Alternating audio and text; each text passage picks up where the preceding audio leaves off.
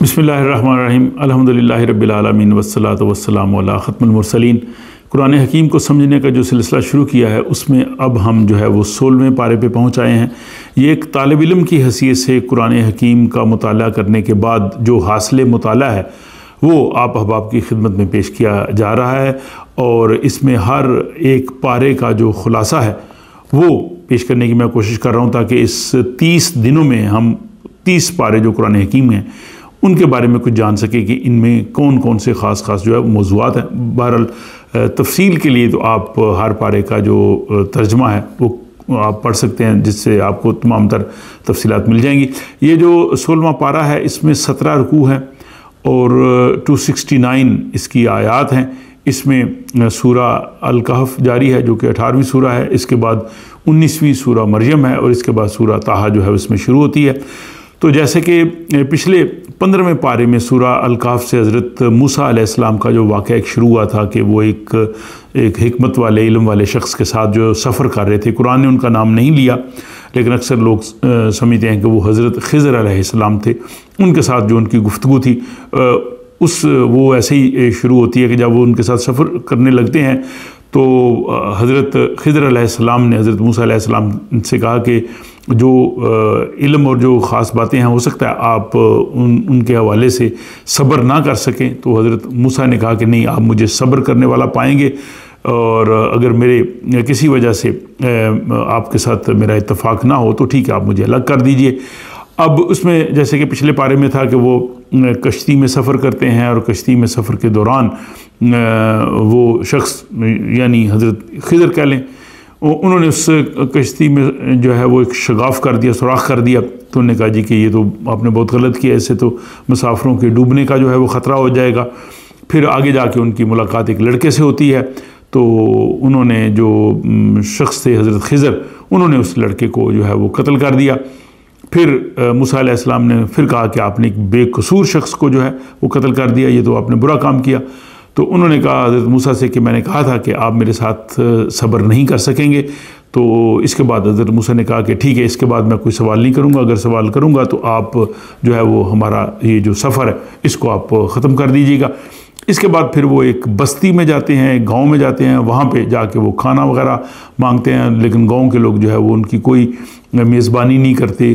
तो वहाँ पे वो देखते हैं कि एक दीवार जो है वो गिर रही होती है। तो हज़रत खिज़र अलैहिस्सलाम ने जो है वो अब रज़ाकाराना तौर पे जो है वो अपने तौर पे वो दीवार जो है उनकी वो ठीक कर दी। तो इस पे हज़रत मूसा ने कहा जी कि देखिए, इन लोगों ने हमें ना खाना दिया है ना हमारी मेज़बानी की है और आपने मुफ्त में इनकी जो है वो दीवार बना दी है। तो उन्होंने कहा जी कि अब हमारा मज़ीद साथ चलना मुश्किल है क्योंकि आप सब्र नहीं कर रहे। वो अब तीनों बातें जो है वो मैं आपको बताता हूँ कि वो क्यों मैंने किया, जो आपको समझ नहीं आ रही।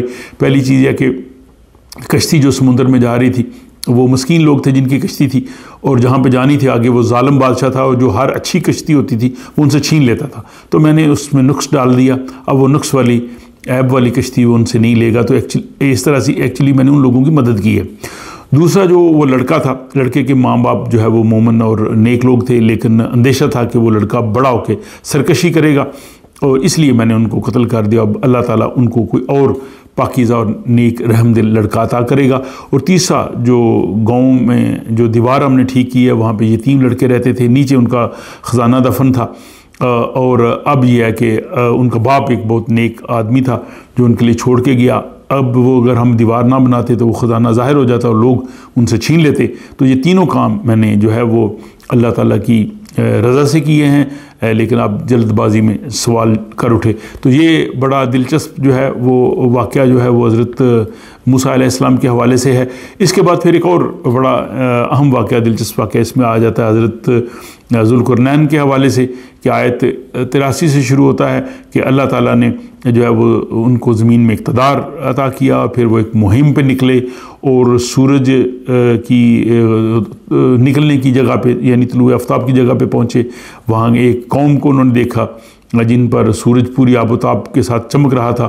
फिर एक और मुहिम पर वो निकले और सूरज ग़ुरूब होने की जगह पे जा पहुँचे और इस मुहिम में उन्होंने दो पहाड़ों के दरमियान एक कौम देखी जो कोई बात नहीं समझती थी। उन्होंने कहा कि ए ज़ुल्क़रनैन, याजूज माजूज जो है वो यहाँ पे फ़साद पैदा कर रहे हैं, हमें उनसे बचाने के लिए आप कोई बंदोबस्त करें। उन्होंने कहा जी कि मैं इसकी मजबूत दीवार बना दूंगा, और फिर उन्होंने लोहा तांबा वगैरह पिघला के, यानी जो मेटल्स हैं इनके से ऐसी एक दीवार बना दी ताकि वो लोग महफूज रहें। और आपने कहा कि ये मेरे रब की रहमत से बनी है, और जब रब का मुकर्रर वक़्त आएगा तो इस दीवार को वो ख़त्म कर देगा।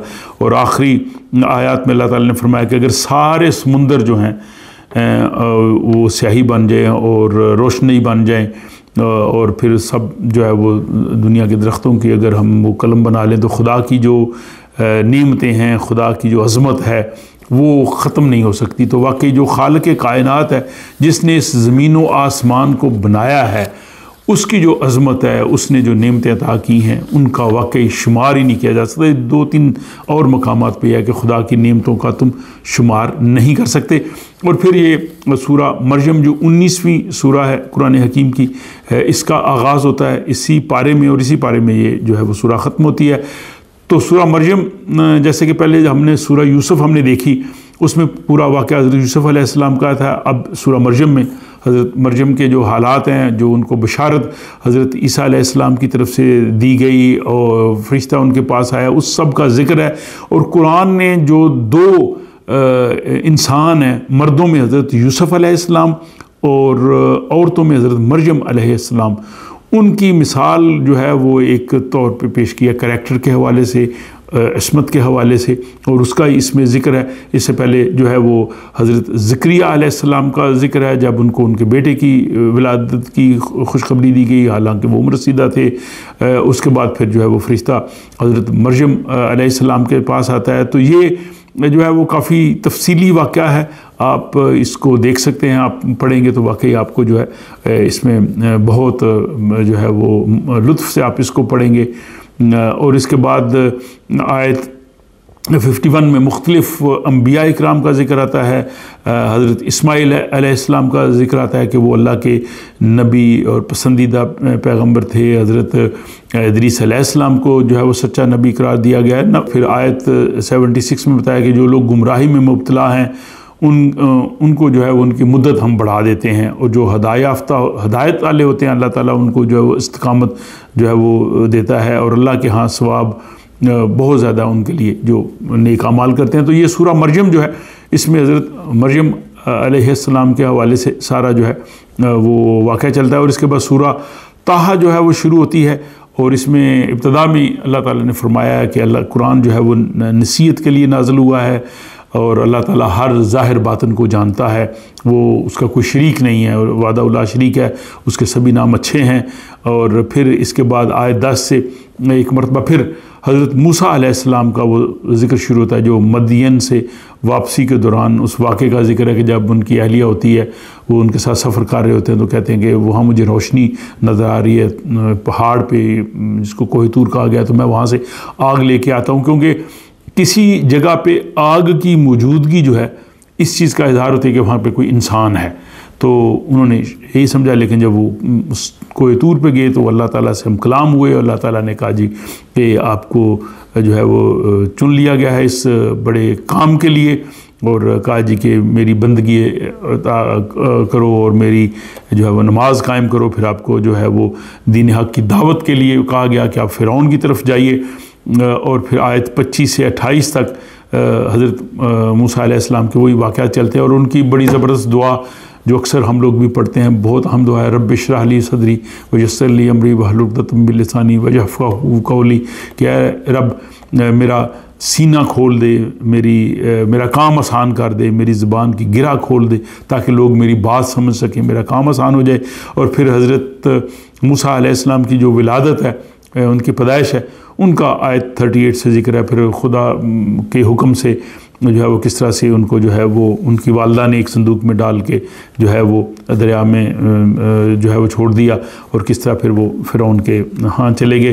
तो आयत जो 43 है, ये बड़ी इसमें अहम पैगाम दिया गया कि हज़रत मूसा अलैहिस्सलाम को कहा कि जाओ, अब साथ हज़रत हारून अलैहिस्सलाम को, उनको भी नबूवत अता हुई, दोनों जाओ, और जो फ़िरौन है वो बहुत सरकश हो चुका है, उसको जाके खुदा का पैगाम दो। लेकिन देखें यहाँ पे अल्लाह ताला का हुक्म किस तरह से है कि उससे नरमी से बात करना। हालांकि वो सरकशी कर चुका है, वो खुदाई का दावा कर चुका है, खुदा का दुश्मन है, लेकिन कहा कि उसके साथ नरमी से हिकमत से बात करना, शायद वो नसीहत समझ जाए।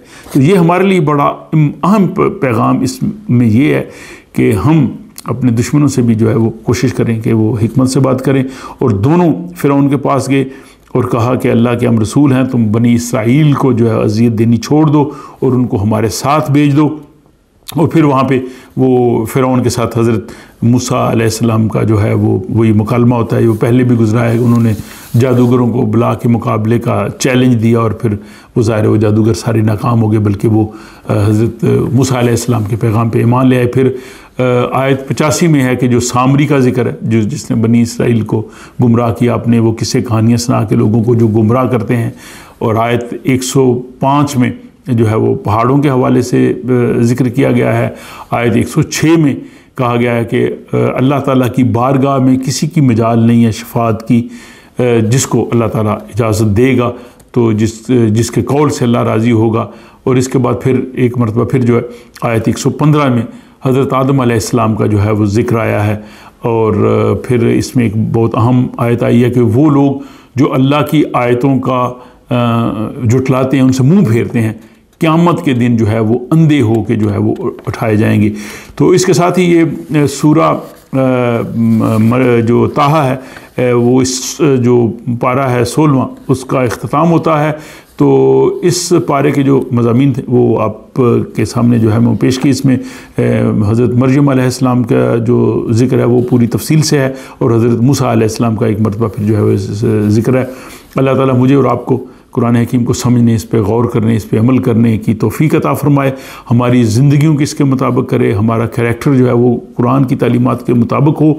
और अल्लाह ताला हमारी गलतियों को माफ़ फरमाए। कुरान के समझने में, बोलने में, कहने में दानिस्ता या नादानिस्ता कोई भी गलती हो, अल्लाह ताला अपने रहमत से जो है वो माफ़ फरमाए और हमें तौफ़ीक दे कि हम इस कुरान के साथ अपना ताल्लुक़ कायम करें। आपसे मुलाकात होगी 17वें पारे के खुलासे के व्लॉग में। तब तक के लिए इजाज़त दीजिए।